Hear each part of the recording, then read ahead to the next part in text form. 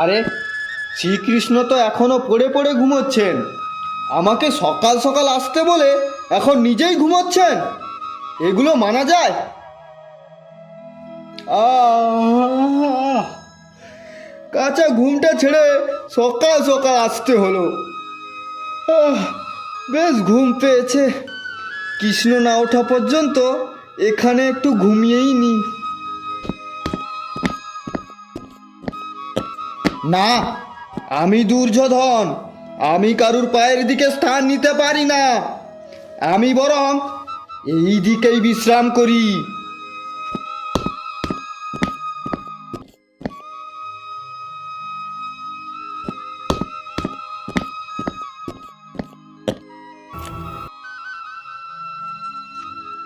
আরে ভাই অর্জুন, তুমি কতক্ষণ থেকে এসেছো? দেখেছো, তোমাকে সকাল থেকে ডেকে আমি নিজেই এতক্ষণ ঘুমাচ্ছিলাম। তো যে কারণে তোমাকে ডাকা, কুরুক্ষেত্রের যুদ্ধে তুমি কাকে চাও? দাঁড়ান শ্রীকৃষ্ণ, আপনার মহলে প্রথমে আমি এসেছি। আপনি একা অর্জুনের সাথে পরামর্শ করতে পারেন না। আরে দুর্যোধন, তুমি তুমি কখন এলে? উনি আমার আগে থেকে এসেছেন। ও তাই? হ্যাঁ, আমি অর্জুনের অনেক আগে থেকেই এসেছি, সেহেতু প্রথম চাওয়ার অধিকার আমার। কিন্তু কথা তো ছিল যে আমি ঘুম থেকে ওঠার পর সর্বপ্রথম যাকে দেখব সেই আমার কাছে প্রথম বর চাইবে। সেই সাপেক্ষে আমি সবার প্রথম অর্জুনকে দেখেছি। নিয়ম মতো প্রথম বর চাওয়ার অধিকার তোমার অর্জুন। এই মহান ধর্মযুদ্ধ কুরুক্ষেত্রে আমার দুই বিভাগ থাকবে। একদিকে আমার বিশাল সহস্র নারায়ণী সেনা, যাদের একজন একাই 10 জন সাধারণ সৈন্যের সমান যুদ্ধে পারদর্শী। আর একদিকে আমি, যে কিনা এই যুদ্ধে না তো অস্ত্র চালাবো, না তো কোনো শস্ত্র। আর সেই কারণে আমি কোনো সৈন্যকে বধও করতে পারবো না। কেবল একজন পরামর্শদায়ী হিসেবেই থাকব। বলো অর্জুন, কি চাও তুমি? আমি আপনার সহায় চাই হে মাধব। এই মহাযুদ্ধে আমি আপনাকে আমার গুরু হিসেবে চাই। একবার ভেবে নাও ভাই অর্জুন, আমি কিন্তু নিরস্ত্র থাকব। না, খাবার আর কিছুই নেই। অর্জুন তো আপনাকে চেয়ে নিয়েছে। আমি আপনার নারায়ণী সেনা চাই। তবে বেশ, আমি তোমার শিবিরে বিশাল সেনা পাঠিয়ে দিচ্ছি। তুমি নিশ্চিন্তে যাও।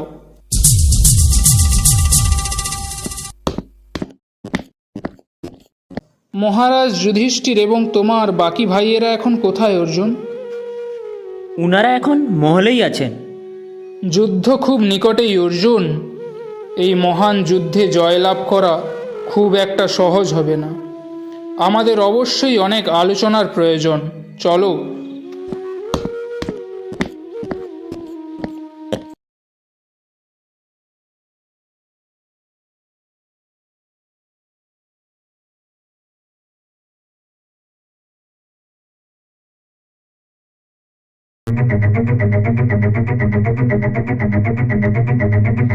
ଇଏ ଭଣଜା ଏତେବେଳେ ଆସିଲାଣି କେଣି? କି ଯେ କରୁଛି? ମୋର ଏଇଠି ଛାତିଟା କେମିତି তীব্র কাঁপুଛି। বেশি অস্থির হবেন না, ও নিশ্চয়ই পথে আসছে হয়তো। এই তো দুর্যোধন চলে এসেছে। কি সংবাদ দুর্যোধন? আনন্দ, আনন্দ। আমি এই যুদ্ধে বাসুদেব শ্রীকৃষ্ণের অন্তহীন, অজেয়, মহান নারায়ণী সেনা লাভ করেছি। বাহ ভণজা বাহ, বিশাল নারায়ণী সেনা। এইবার যুদ্ধ তাল্লা বাল্লা ହେଇଯିବ। এইবার মোর জিতিবা নিশ্চিত। মূর্খ, তুমি স্বয়ং নারায়ণকে ছেড়ে নারায়ণী সেনা নিয়ে এত আনন্দ হচ্ছ? শ্রীকৃষ্ণ স্বয়ং নারায়ণ। উনি চাইলে এক নিমেষেই এই যুদ্ধের পরিণতি একতরফা করে দিতে পারেন। নারায়ণ? আরে যতই উনি নারায়ণ হোক না কেন, যুদ্ধে যদি উনি অস্ত্রই না ধরেন তাহলে যুদ্ধ করবেনটাই বা কি করে? ছাড়ো রাজগুরু, ওকে এসব বুঝিয়ে লাভ নেই। যুদ্ধের পরিণতি যাই হোক, আমাদের কর্তব্য কেবল যুদ্ধ করা, এবং আমাদের কেবল সেটা নিয়ে ভাবাই শ্রেয়। ধর্ম যেদিকে থাকবে বিজয় সেদিকে আসবে, এতে বেশি মাথা ঘামানোর কিছুই নেই। চলো একবার অস্ত্রাগার প্রদক্ষিণ করে আসি। মামাশ্রী, আমি কি কোনো ভুল করে ফেললাম কৃষ্ণকে যুদ্ধে না নিয়ে? আরে না ভণজা না, তুই একেবারে ঠিক করিছু। সে কৃষ্ণ গরু চড়িয়ে থাকে, তাকু লিয়া বেকার। তার থেকে তুই যেটা লেইছু সেটা অধিক লাভদায়ক। তুই নিশ্চিন্ত র, যা নিশ্চিন্ত র, ভালো মন্দ খাইকি আরাম কর, যা শক্তি বৃদ্ধি কর ভণজা, শক্তি বৃদ্ধি কর।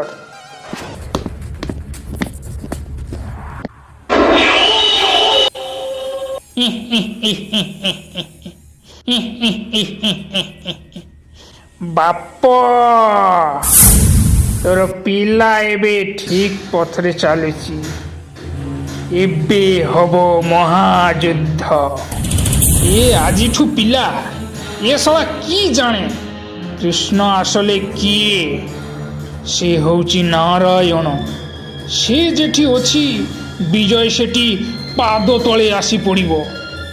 ଆଉ ତୁ କିନା ତାକୁ ଛାଡ଼ି ତା ସେନା ନେଇ ଆଇଲୁ, ବୋକା। ମୋର ପ୍ରତିଶୋଧ ଏବେ ପୂରଣ ହବ। ମୋର ଭାଇମାନଙ୍କୁ ଯେମିତି ମାରିଛି ମୋ ଆତ୍ମା କାନ୍ଦୁଛି। ଦୁର୍ଯ୍ୟୋଧନ ମନେ ରଖ, ଦୁର୍ଯ୍ୟୋଧନ, ମୁଁ ଶକୁଣି। ଏ କାଣି ବେଙ୍ଗ, ସେ କାଣି ବେଙ୍ଗ, ମଝିରେ ମୁଁ ନାଗ ସାପ।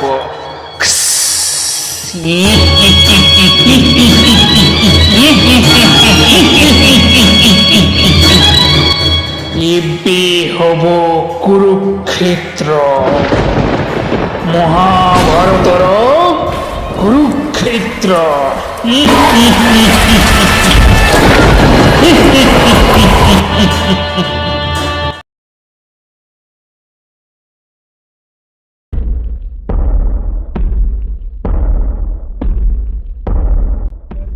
কি ব্যাপার হলো বলো তো দাদা? অর্জুন সেই সকালে গেছে বাসুদেবের কাছে, এখনো এলো না। আমি কি একবার যাব? অপেক্ষা করো ভীম, আমার মন বলছে অর্জুন সঠিক সিদ্ধান্তই উপনীত হয়ে শ্রীকৃষ্ণের কাছে সহায়তা চেয়েছে, হয়তো পথেই আসছে। এই তো অর্জুন, বাসুদেব শ্রীকৃষ্ণ। প্রণাম বাসুদেব, আপনার আশায় আমরা ধন্য হলাম। বলুন কি সেবা করতে পারি আপনার? আরে না না, সেবা করার পালা তো এবার আমার জ্যেষ্ঠ ভ্রাতা। এই মহা কুরুক্ষেত্র যুদ্ধে আমি আপনাদের সারথি তথা ধনুর্ধারী অর্জুনের রথ চালক। এই যুদ্ধে আমরা আপনার পরামর্শে থাকতে চাই। দয়া করে আমাদের সেই দিক দেখান যেখানে কেবল শান্তি। শান্তি আর কোথায়? এখন শান্তির একমাত্র জায়গা কুরুক্ষেত্র। ধর্মের এই কার্যে আমি সবসময় আপনাদের পাশে। এখন যুদ্ধই একমাত্র পথ এই যুগে ধর্ম পুনরায় প্রতিস্থাপন করা। আপনারা চিন্তা করবেন না, এই যুদ্ধে আমাদের অনেক বলিদান দিতে হবে এবং তার জন্য প্রস্তুত থাকুন। অনেক সৈন্য এতে নিহত হবে। সাধারণ মানুষের মধ্যে কেউ ভাই হারাবে, কেউ হারাবে পুত্র, কারুর বা সিথি হবে সিঁদুরহীন, আবার কেউ হারাবে মিত্র। কিন্তু একটা বিষয় পরিষ্কার যে যুদ্ধের পরিণয় যাই হোক না কেন, ফলাফলে বিজয় কেবল ধর্মের হবে, যা পূর্বরচিত। তাই হে যোদ্ধাগণ, ধর্মকে নিজের কর্মে রূপান্তরিত করুন, তবেই জয় আপনাদের নিশ্চিত।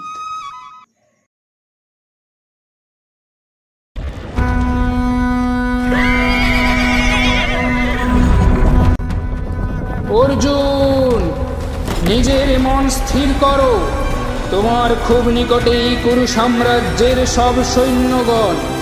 বিনাশ করো এদের, স্থাপন করো নতুন ধর্মরাজ্য। রথ থামান হে মাধব। আমি কোন রক্ত যুদ্ধে উপনীত হলাম? আপনি যাদের বধ করতে বলছেন তাদের মধ্যে কেউ আমার পিতামহ, কেউ আমার গুরু এবং কেউ আমার ভাই। কোন উন্মাদ যুদ্ধে আমি মাতলাম? পারবো না কেশব, এই বিনাশ যুদ্ধ আমি করতে পারবো না, এই বিনাশ যুদ্ধ আমি করতে পারবো না। এই রণক্ষেত্রে কোন সংশয়ে তুমি উপনীত হলে? তুমি অস্ত্র পরিত্যাগ করলে এই যুদ্ধে জয়লাভ অসম্ভব। এদিকে পিতামহ ভীষ্ম তার সৈন্য দল নিয়ে ক্ষিপ্তভাবে পাণ্ডবদের দিকে ছুটে আসছেন। অস্ত্র তোলো পার্থ, অস্ত্র তোলো। না কেশব না, যাদের বুকে হেসে খেলে আমি বড় হয়েছি, যাদের থেকে এই অস্ত্রবিদ্যা আমি লাভ করেছি, আজ তাদের বুকে তীরবিদ্ধ আমি করতে পারবো না। আমায় ক্ষমা করো হে কেশব, আমায় ক্ষমা করো। আমি এই যুদ্ধ কিছুতেই করতে পারবো না। তুমি ঠিক ছিলে অর্জুন, তোমার সিদ্ধান্ত ঠিক ছিল। তোমার আমার নারায়ণী সেনা নয়, নিরস্ত্র আমাকেই প্রয়োজন। দেখো অর্জুন, দেখো অর্জুন, দেখো, তুমি যাদের নিজের আপন বলে মনে করেছ তারা কেউই তোমার নয়। এই মহাযুদ্ধে যে মরবে সে আমি, যে মারবে সেও কেবল আমি। তোমার এই অস্ত্র আমি, তুমি কেবল এই ধ্বংসলীলার নিমিত্ত। তুমি কেবল তোমার বর্তমান কর্ম করো, পরিণাম কেবল আমার হাতে। যুদ্ধক্ষেত্রে এক যোদ্ধার একমাত্র কর্তব্য যুদ্ধ করা, আর তুমি তাই করো অর্জুন, তুমি তাই করো। তুমি যাদের বধ করবে তারা আগেই আমার হাতে বধ হয়েছে। দেখো অর্জুন, দেখো, সমগ্র সংসার আমার থেকেই সৃষ্টি আর আমাতেই শেষ। হে ভারত, যখন যখন ধর্মের হানি হয় এবং অধর্মের উত্থান হয় তখন আমি নিজেকে প্রকাশ করি। সৎ ব্যক্তিদের উদ্ধার করতে এবং অসতের বিনাশ করতে, ধর্মের পুনঃস্থাপন হেতু আমি যুগে যুগে অবতারিত হই। মনে রেখো অর্জুন, এই যুদ্ধ পাণ্ডব কৌরবের মধ্যে কেবল সীমিত নয়, এই সংগ্রাম ধর্ম ও অধর্মের। তাই শোক নয়, অস্ত্র তোলো পার্থ, অস্ত্র তোলো। যুদ্ধ করো অর্জুন, যুদ্ধ করো।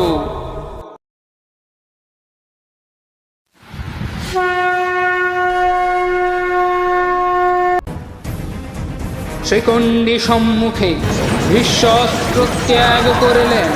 অর্জুনের তীব্র বাণে সজ্জিত হল সেনাপতি ভীষ্ম। পরবর্তীতে ধৃষ্টদ্যুম্নের হাতে বধ হলেন গুরু দ্রোণাচার্য। এরপর পাণ্ডুপুত্র সহদেবের হাতে বধ হলেন কূটনীতিবিদ শকুনি। ইন্দ্রপুত্র অর্জুনের তীব্র বাণে নিহত হলেন মহাযোদ্ধা কর্ণ। একে একে সমস্ত কৌরব সেনাগণ পাণ্ডবদের হাতে নিহত হতে লাগল। যুদ্ধের পরিণতি যেন একতরফা। পাণ্ডবরা যেন অজেয় হওয়ার জন্য তীব্রভাবে নিজেদের গাণ্ডীব গদা উন্মুক্ত করে আছে কৌরবদের দিকে।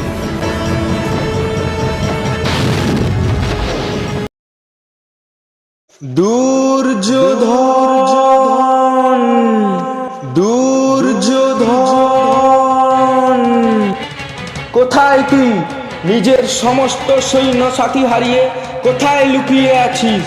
তোর জন্য আমরা আমাদের পিতামহ, গুরু আরো অনেক জনকে হারিয়েছি, আর আজ তুই নিজে এই যুদ্ধ থেকে পালিয়ে বেড়াচ্ছিস। বেরো দুর্যোধন, বেরো।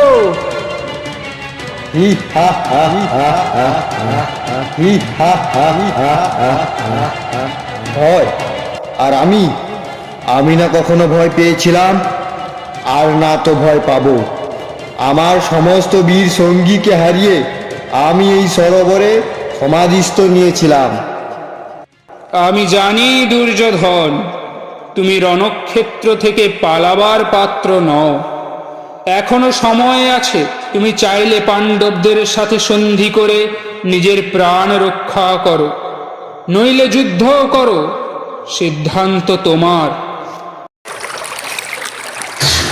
আপনি খুব ভালো করেই জানেন কেশব, যে সন্ধি করা আমার পক্ষে সম্ভব না।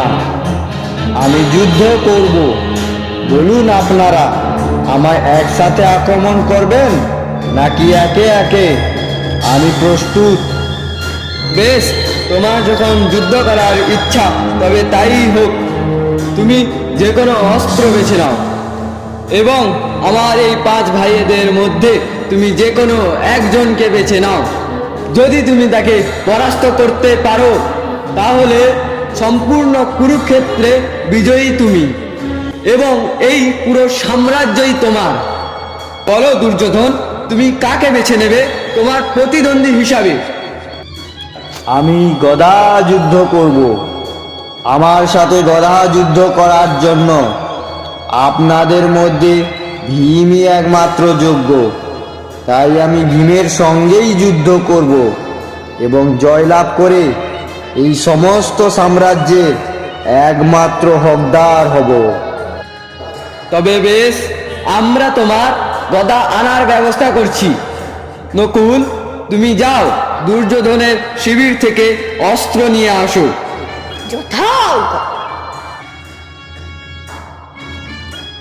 নে তোর অস্ত্র, তবে আর দেরি কেন?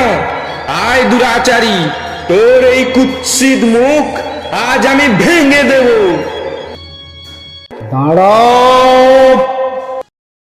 গুরুদেব, আপনি এসেছেন। দেখুন গুরুদেব, দেখুন কিভাবে আপনার 2 প্রতিষ্ঠিত শিষ্য নিজেদের মধ্যে যুদ্ধে মেতে উঠেছে।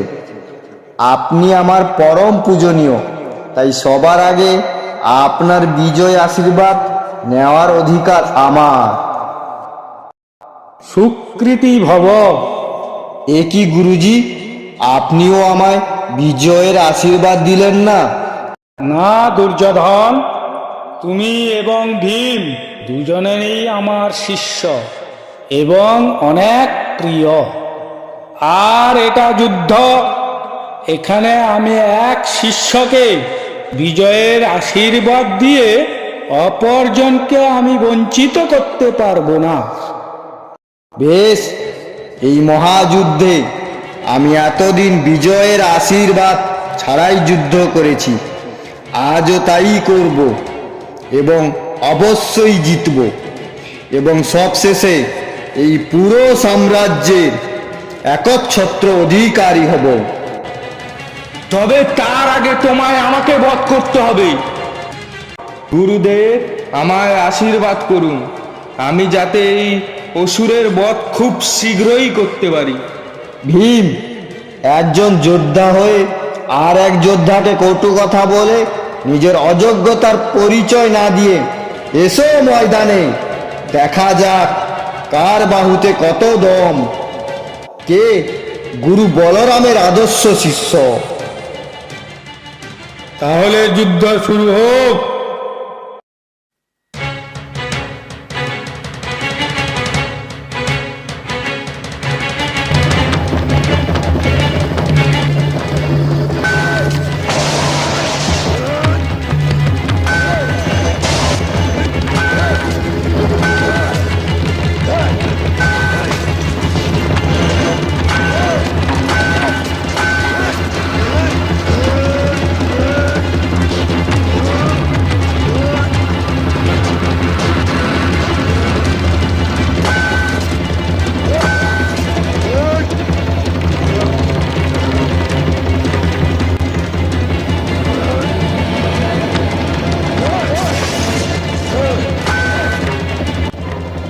মাধব, এরকম চলতে থাকলে তো মেজো ভাই ভীমের পরাজয় তৎস মৃত্যু নিশ্চিত।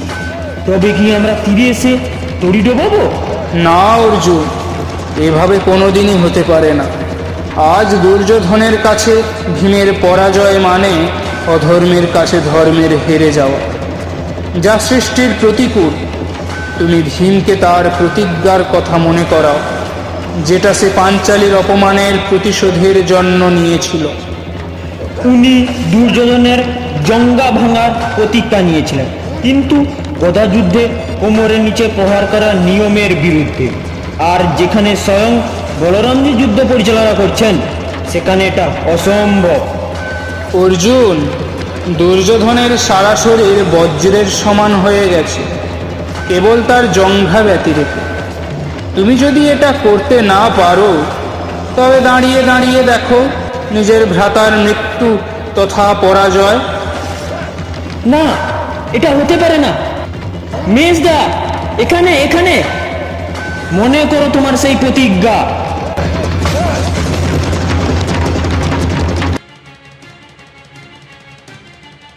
ভীম, এ তুমি কি করলে? তুমি কি গদা যুদ্ধের নীতি ভুলে গেছো? তোমার কি স্মৃতিলোপ পেয়েছে? মূর্খ, তুমি কি জানো না গদা যুদ্ধে কোমরের নিচে প্রহার করা নিয়মের ঊর্ধ্বে? তুমি কি জানো না দুরাচারী, দুষ্কর্মা? এই রণাঙ্গনে আমি তোকে তোর অপরাধে শাস্তি স্বরূপ মৃত্যুদণ্ড দেব। শান্ত হন ভ্রাতা, শান্ত হন। আপনার ক্রোধ সত্যিই ন্যায্য। ভীম সত্যিই অন্যায়বশত দুর্যোধনকে পরাস্ত করেছে, কিন্তু যদি ন্যায়ের প্রসঙ্গ ওঠে, তবে কোথায় ছিল সেই ন্যায় যখন পূর্ণ রাজসভায় নিজের কুলবধূকে নির্বস্ত্র করার পরিকল্পনা করা হয়? কোথায় ছিল সেই যুদ্ধনীতি যখন কৌরব পক্ষের সপ্ত মহারথী মিলে প্রাণপ্রিয় নিরস্ত্র অভিমন্যুকে নৃশংসভাবে হত্যা করে? পাণ্ডবদের শিবিরেই মেরে ফেলার জন্য বিভিন্নভাবে চেষ্টা করা হয়। যুদ্ধে জয়লাভের জন্য নীতি ভাঙার পন্থা তো প্রথমে দুর্যোধন তথা তার পক্ষের সেনারাই অবলম্বন করেছে। ধর্মকে বিজয় দেওয়ার জন্য না হয় ভ্রাতা ভীম তার প্রতিজ্ঞা পূরণ করল। এতে তো বিচলিত হওয়ার কিছুই নেই। আপনি আমার জ্যেষ্ঠ ভ্রাতা, আপনিই এর বিচার করুন। তুমি অত্যন্ত চতুর কানাই। এই সংসারে তোমার মতো যুক্তিবিদ দ্বিতীয় আর কেউই নেই। তাই তোমার সাথে মতবিরোধ করা সাধ্য আমার নেই। তবে আমি সর্বদাই যোগ্য শিষ্য হিসাবে ভীমের আগে দুর্যোধনকে আমি বেশি প্রিয়তা দেব।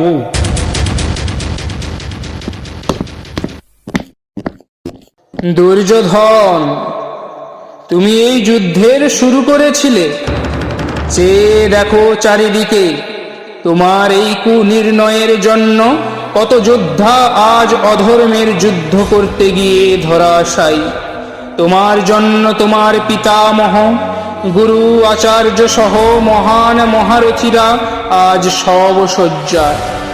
পাণ্ডবদের পক্ষে সৈন্য কম ছিল ঠিকই, কিন্তু তাদের পক্ষে ছিল ধর্ম। তাই তারা আজ বিজয়ী, আর তুমি ধরাশায়ী।